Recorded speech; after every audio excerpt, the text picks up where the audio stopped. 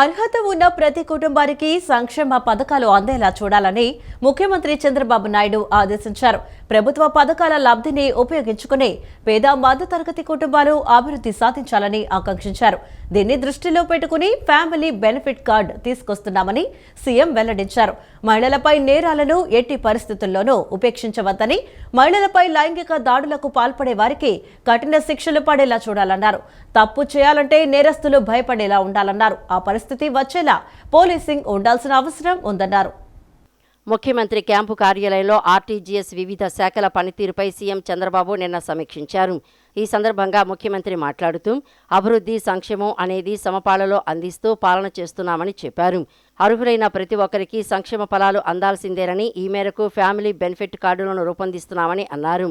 అన్న క్యాంటీన్లలో నిత్యం తనిఖీలు చేస్తూనే ఉండాలని, ఒక్క ఫిర్యాదు కూడా రాకుండా చూసుకోవాలన్నారు. పేదలు సంతృప్తిగా భోజనం చేసేలా ఏర్పాట్లు చేశామని, అన్నా క్యాంటీన్ల ద్వారా పేదలకు డబ్బు ఆదా అవుతోందని, 3 పూటలా కడుపు నిండా ఆహారాన్ని అందిస్తున్నామని చెప్పారు.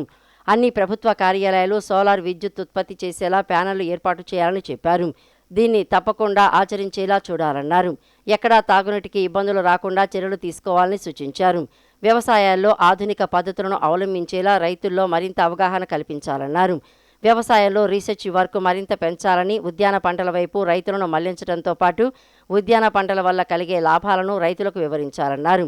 అలాగే ఏ పంటలు వేసుకోవాలనే అంశం మీద రైతులకు అవగాహన కల్పించేలా చర్యలు తీసుకోవాలని సీఎం స్పష్టం చేశారు. జలధార, జలహారతి పనులను మరింత వేగవంతం చేయాలని, జరుగుతున్న పనులను మ్యాపింగ్ చేసుకోవాలని పేర్కొన్నారు.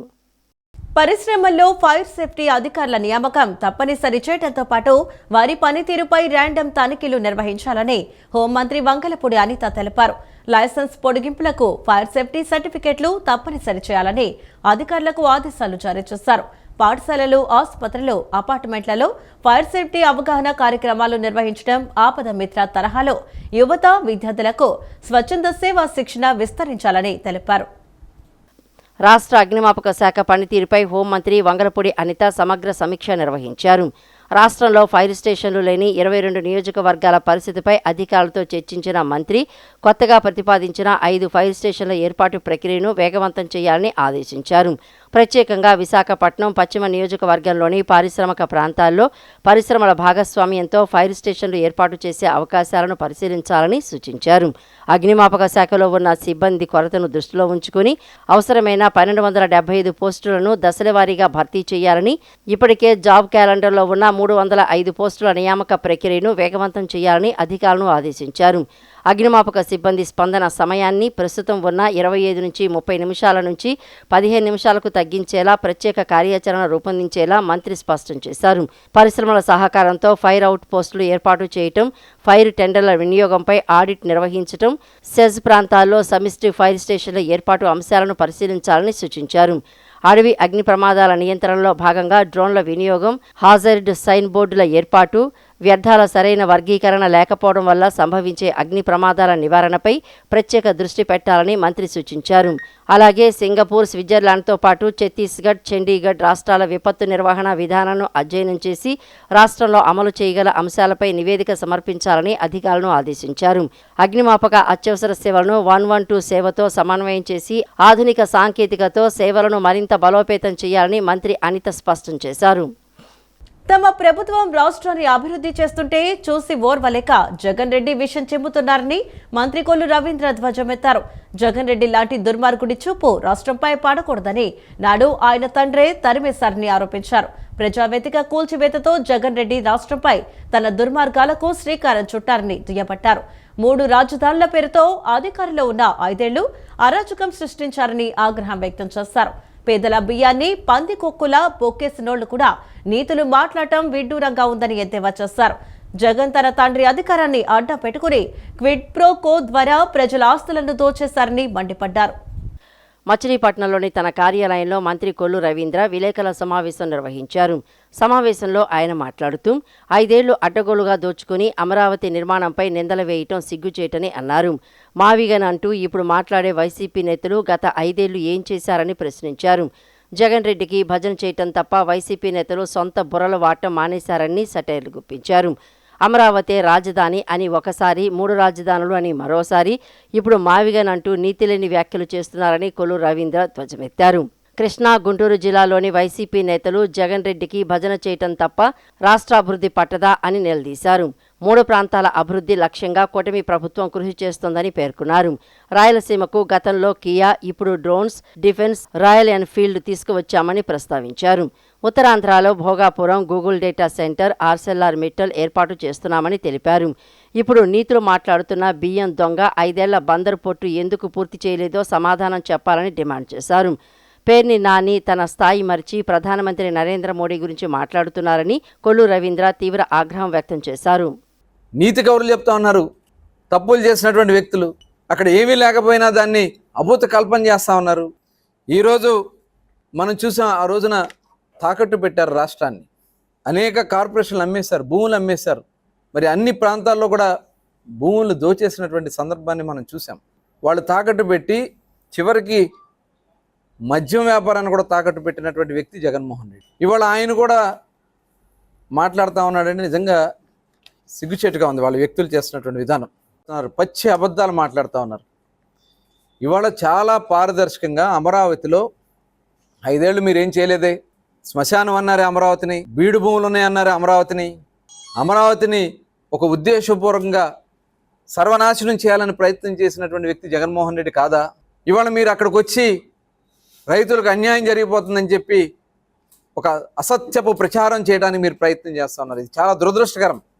ఇక్కడ చాలా పారదర్శకంగా అక్కడ ఇచ్చినటువంటి భూములన్నీ కూడా అక్కడ ఆ ప్రాంత అభివృద్ధి కోసం అక్కడ వరల్డ్ క్లాస్ ఇన్ఫ్రాస్ట్రక్చర్ నిర్మాణం చేయడానికి వచ్చినటువంటి సంస్థలకు భూములు ఇస్తూ అక్కడ ఒక పక్క ఎడ్యుకేషన్, ఒక నాలెడ్జ్ సెంటర్గా అమరావతి ఉండాలి, ఒక స్పోర్ట్స్ సెంటర్గా అమరావతి ఉండాలి, ఒక హెల్త్ సెంటర్గా అమరావతి ఉండాలి, ఈ రాష్ట్ర ప్రజలకే కాదు ఈ ప్రపంచానికే ఒక మోడల్గా అమరావతిని నిలబెట్టాలని వాళ్ళ ప్రభుత్వం పనిచేస్తూ ఉంటే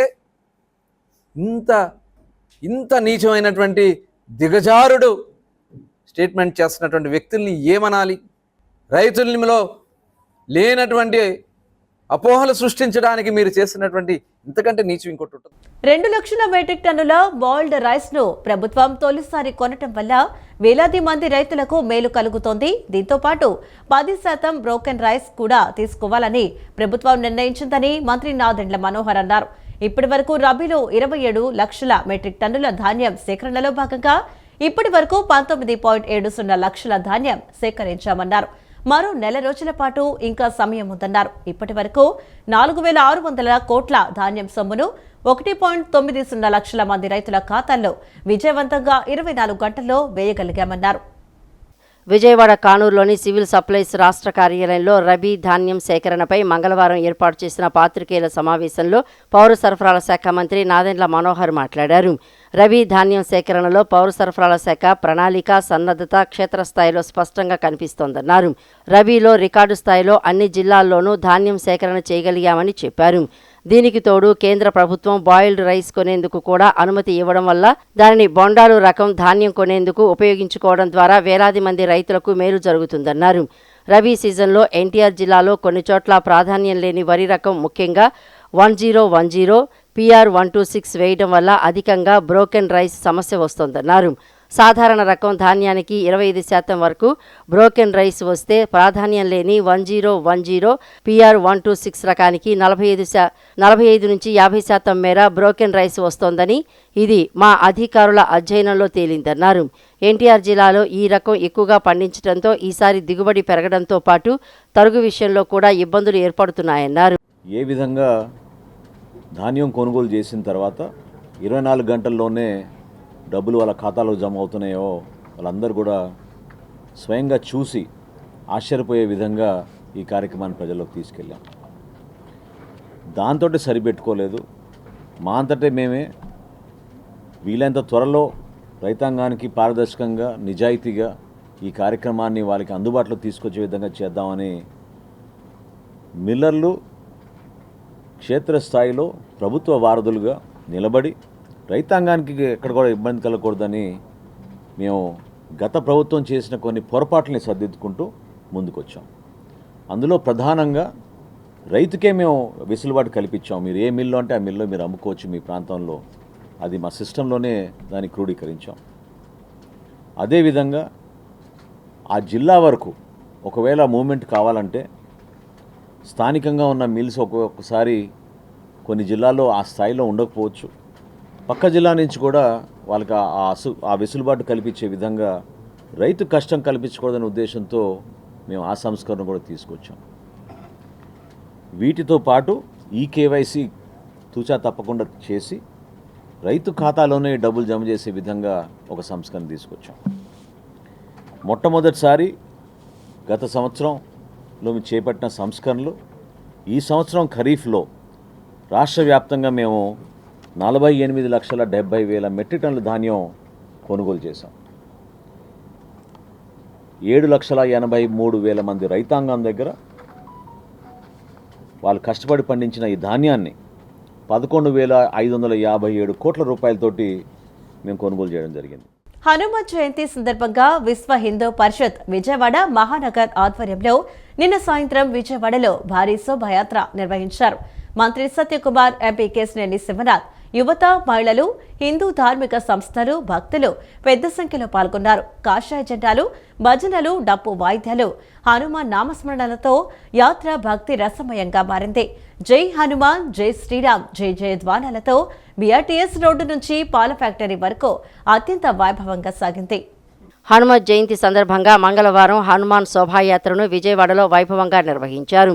విశ్వ హిందూ పరిషత్ విజయవాడ మహానగర ఆధ్వర్యంలో బీఆర్టీఎస్ రోడ్డులోని జగద్గురు ఆదిశంకరాచార్య సర్కిల్ నుంచి నిర్వహించిన బైక్ ర్యాలీలో పెద్ద సంఖ్యలో భక్తులు, యువకులు పాల్గొన్నారు. ఈ సందర్భంగా మంత్రి సత్యకుమార్ మాట్లాడుతూ ఆంజనేయ స్వామి ధైర్యానికి, భక్తికి, సేవాభావానికి ప్రతీక అని పేర్కొన్నారు. హిందువులంతా ఐక్యంగా ఉంటూ సనాతన ధర్మాన్ని కాపాడుకోవాలని పిలుపునిచ్చారు. యువత హనుమంతుని ఆశయాలను ఆదర్శంగా తీసుకోవాలని కోరారు. ప్రధాని మోడీ నాయకత్వంలో దేశం అన్ని రంగాల్లో ముందుకు వెళ్తోందని చెప్పారు. ధర్మ పరిరక్షణ, భారతీయ సంస్కృతి పరిరక్షణలో విశ్వ హిందూ పరిషత్తు చేస్తున్న సేవలు అభినందనీయమన్నారు. విజయవాడ ఎంపీ కేశినేని శివనాథ్ చిన్ని మాట్లాడుతూ హిందువుగా పుట్టినందుకు గర్వపడుతున్నారని చెప్పారు. హిందువులు ప్రతి ఒక్కరిని కలుపుకొని ముందుకు సాగాలని కోరారు. పశ్చిమ బెంగాల్లో కాషాయ జెండా ఎగిరిందంటే హిందువులంతా కలిసికట్టుగా ఉండటమే కారణమన్నారు.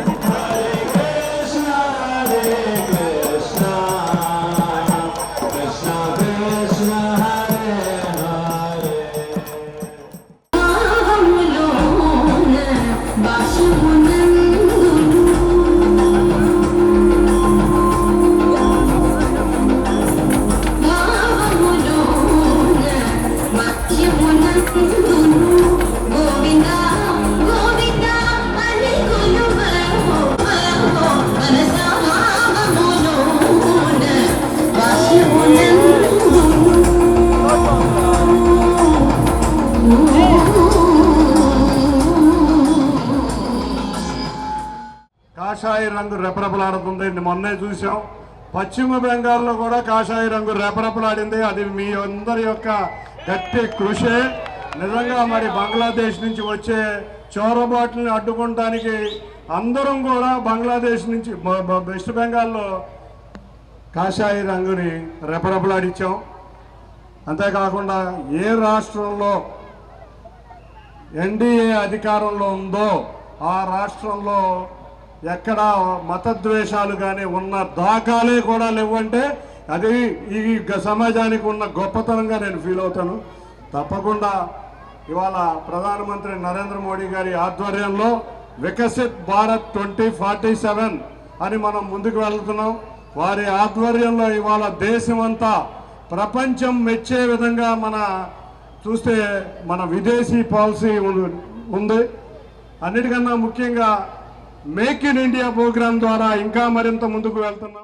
ప్రభుత్వ whip Vijayawada central MLA Bonda Umamaheswararao మాట్లాడుతూ నగరంలో ఇలాంటి ఆధ్యాత్మిక కార్యక్రమాలు ప్రజల్లో ఐక్యతాభావాన్ని పెంపొందించడమే కాకుండా యువతను సన్మార్గంలో నడిపిస్తాయని చెప్పారు. హనుమాన్ భక్తి ప్రజల్లో ఆత్మవిశ్వాసాన్ని పెంచుతుందన్నారు. యువత, మహిళలు, హిందూ ధార్మిక సంస్థలు, భక్తులు పెద్ద సంఖ్యలో పాల్గొన్నారు. కాషాయ జెండాలు, భజనలు, డప్పు వాయిద్యాలు, హనుమాన్ నామస్మరణలతో యాత్ర భక్తి రసమయంగా మారింది.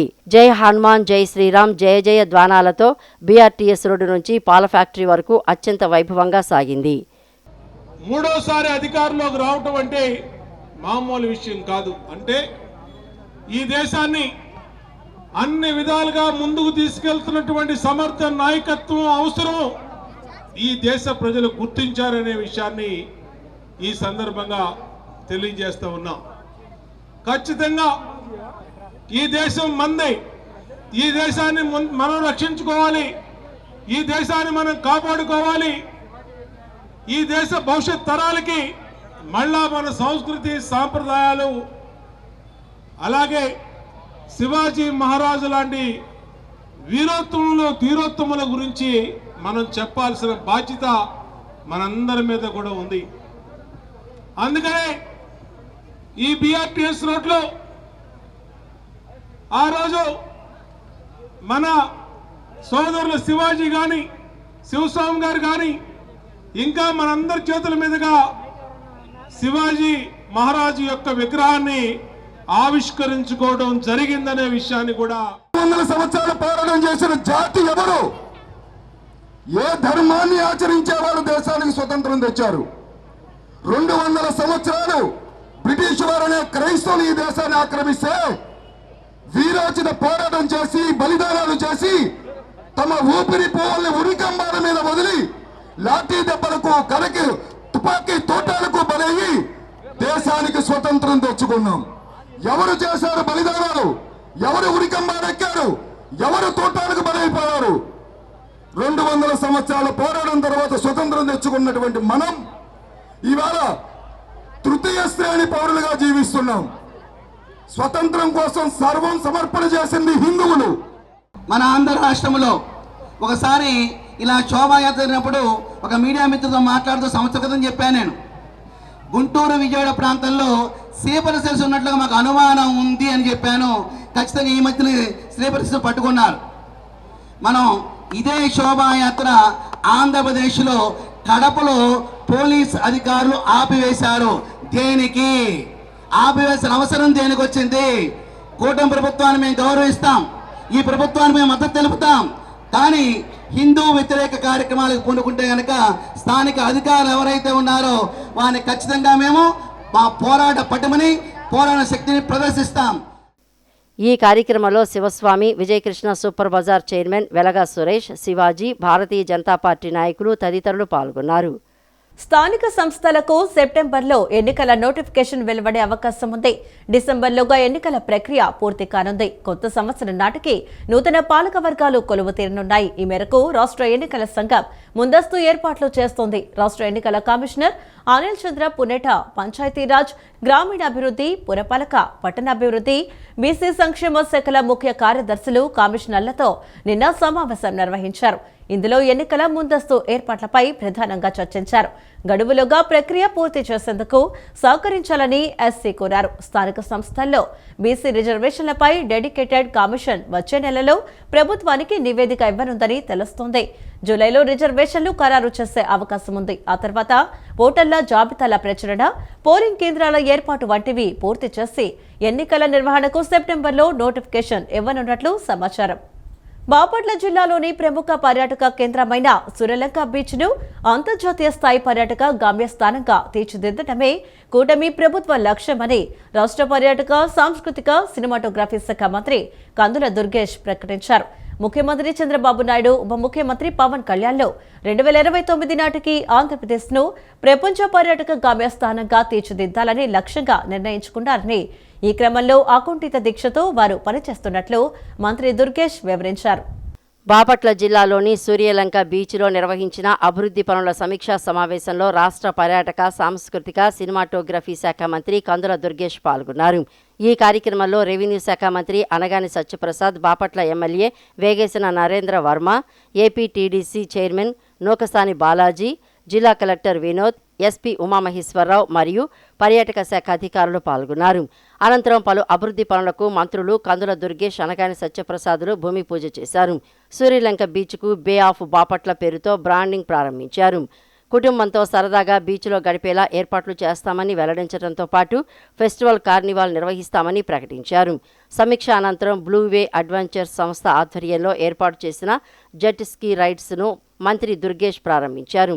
ఈ సందర్భంగా కేవలం సమీక్షలకే పరిమితం కాకుండా పర్యాటకులకు కలిగే థ్రిల్ ఎలా ఉంటుందో స్వయంగా అనుభవించేందుకు మంత్రి కందుల దుర్గేష్ సాగర అలలపై జెట్ స్కీ రైడ్ చేశారు.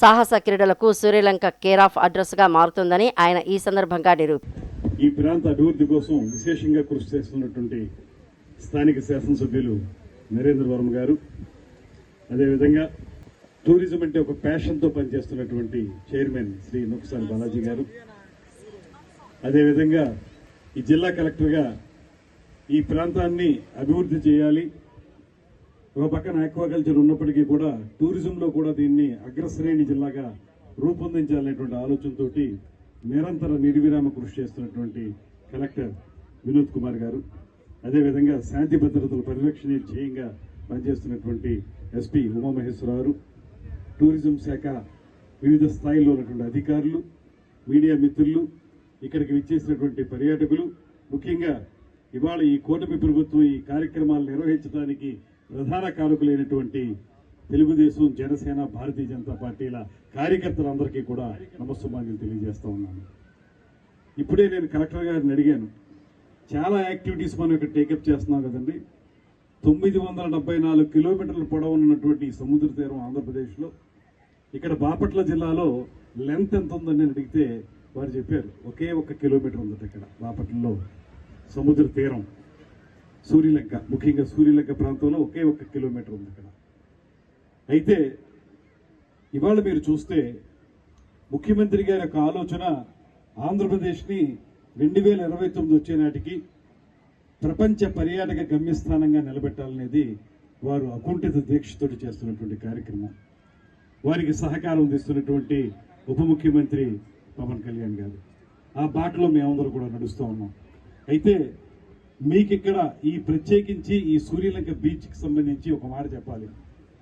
ఈ మధ్యకాలంలో ఏదైతే ముఖ్యమంత్రి గారు చెప్తున్నటువంటి ప్రపంచ పర్యాటక గమ్యస్థానం అనేటువంటి మాట చెప్తున్నామో దానికి ఇతోధికంగా సహకారం అందించేటువంటి ప్రాంతం బాపట్ల ప్రాంతం అనేటువంటి మాటను స్పష్టంగా నేను చెప్తా ఉన్నాను.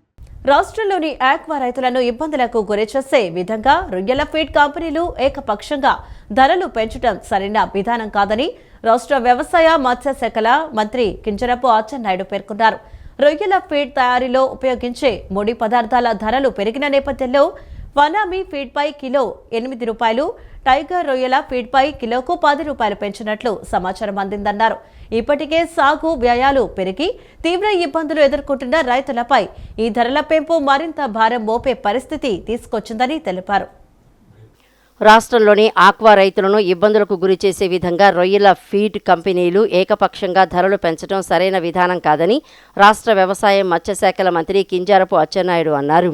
ఏపీ SADA చట్టం ప్రకారం రైతు సంఘాలతో సంప్రదింపులు జరిపిన అనంతరమే ధరల పెంపుపై నిర్ణయం తీసుకోవాల్సి ఉన్నప్పటికీ ఫీడ్ కంపెనీలు ఆ నిబంధనలను పాటించకుండా వ్యవహరించడం ఆందోళనకరమని పేర్కొన్నారు. ఈ విషయంపై ఫిషరీస్ కమిషనర్ ఇప్పటికే ఫీడ్ తయారీ సంస్థలకు రైతులతో చర్చించి నిర్ణయం తీసుకోవాలని సూచించిన ధరల పెంపును అమలు చేయటం సమంజసం కాదన్నారు. రైతుల ఆందోళనలు, సమస్యలను ప్రభుత్వం అత్యంత ప్రాధాన్యతతో పరిగణిస్తోందని మంత్రి తెలిపారు. ఈ నేపథ్యంలో పెంచిన ధరల అమలును తక్షణమే నిలిపివేయాలని సంబంధిత ఫీడ్ తయారీ సంస్థలకు ఫిషరీస్ కమిషనర్ ద్వారా నోటీసులు జారీ చేసినట్లు వెల్లడించారు. అలాగే ఈ అంశంపై రైతు సంఘాలు, ఫీడ్ తయారీ సంస్థల ప్రతినిధులతో ఈరోజు ఉదయం సమావేశం నిర్వహించి రైతులకు న్యాయం జరిగేలా చర్యలు తీసుకుంటామని మంత్రి అచ్చెన్నాయుడు స్పష్టం చేశారు. రాష్ట్రంలోని లక్షలాది ఆక్వా రైతుల ప్రయోజనాలను కాపాడటంలో కూటమి ప్రభుత్వం ఎల్లప్పుడూ రైతు పక్షాన నిలుస్తుందని మంత్రి అచ్చెన్నాయుడు పేర్కొన్నారు. ప్రధానమంత్రి మోడీ 2023లో లోక్సభలో ఆమోదింపజేసిన మహిళా రిజర్వేషన్ బిల్లును డీలిమిటేషన్, జనగణన, కులగణనతో సంబంధం లేకుండా మహిళా ఆకర్షణ్ బిల్లు 2023ను అమలు చేయాలని ఆల్ ఇండియా మహిళా కాంగ్రెస్ జనరల్ సెక్రటరీ, రాష్ట్ర ఇన్ఛార్జ్ కామాలక్షి రంజన్ డిమాండ్ చేశారు. మహిళా రిజర్వేషన్ బిల్లును అమలు చేయాలని కోరుతూ హెచ్చరిస్తూ మహిళా కాంగ్రెస్ పార్టీ తరపున పోస్టు కార్డు ఉద్యమం చేపట్టినట్లు చెప్పారు. వర్షాకాల సమావేశాల్లో 543 పార్లమెంట్ స్థానాలు 33% మహిళా రిజర్వేషన్ను అమలు చేయాలని రాష్ట్ర మహిళల తరపున ప్రధానికి పోస్టు కార్డులు పంపిస్తామన్నారు.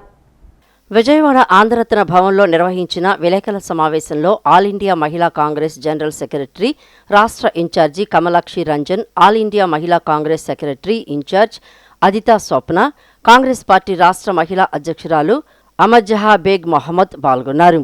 సమావేశంలో వారు మాట్లాడుతూ 2023లోనే లోక్సభలో మహిళా రిజర్వేషన్ బిల్లు పెట్టి దాన్ని ఆమోదింపచేసి రాష్ట్రపతి ఆమోదం పొంది గజెట్ నోటిఫికేషన్ వెలువడిన తర్వాత మేకవన్నె పులిలా ఎన్నికలకు ముందు ఒకలా తర్వాత ఒకలా ప్రధాని నరేంద్ర మోడీ వ్యవహరిస్తున్నారని చెప్పారు. 2023లో ఆయన పాస్ చేసిన మహిళా రిజర్వేషన్ బిల్లును డీలిమిటేషన్, జనగణన, కుల గణనతో సంబంధం లేకుండా మహిళా ఆరక్షణ్ బిల్లు 2023ను అమలు చేయాలని డిమాండ్ చేశారు. మహిళా రిజర్వేషన్ బిల్లును అమలు చేయాలని కోరుతూ హెచ్చరిస్తూ మహిళా కాంగ్రెస్ పార్టీ తరపున పోస్ట్ కార్డు ఉద్యమం విజయవాడలో లాంఛనంగా ప్రారంభిస్తున్నట్లు తెలిపారు. Mister Modiji and mister Chandrababu Naiduji and mister Jaganmohan Reddy and Pawan Kalyan గారు, మీకు ఎందుకు మహిళా రిజర్వేషన్ బిల్లున పైన మీకు ఎందుకు ఇంట్రెస్ట్ లేదు? ఓన్లీ మీరు ఓటు గురించి కానీ అడుగుతారు, కానీ మహిళలకు ఎందుకు మీరు రైట్స్ అంటే పొలిటికల్ రిజర్వేషన్, సోషల్ రిజర్వేషన్ ఎందుకు మీరు సపోర్ట్ చేయలేదు? మేము కాంగ్రెస్ వాళ్ళు అడుగుతూ ఉంటాము మిమ్మల్ని. ఇక already bill is passed in both Rajya Sabha, Lok Sabha, including Draupadi Murmuji has sign that bill. ఎందుకు మీరు ఇంప్లిమెంటేషన్ చేయలేదు?